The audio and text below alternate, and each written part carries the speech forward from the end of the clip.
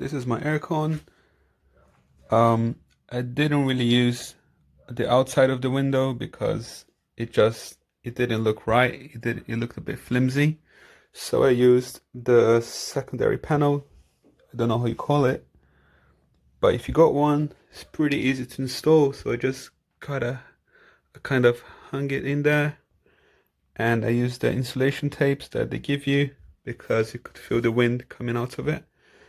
And now I'll say it's about 90% all blocked out. Doesn't take that much space, really. So it's quiet now. I'm gonna turn it on. It is a bit noisy, but I don't really mind because I've got my PC here, so I'll just be using headphones, so I don't really mind. So this is the fan mode. So now we're gonna use the aircon mode, and you can hear that the noise goes a bit up. Let's turn this down a bit.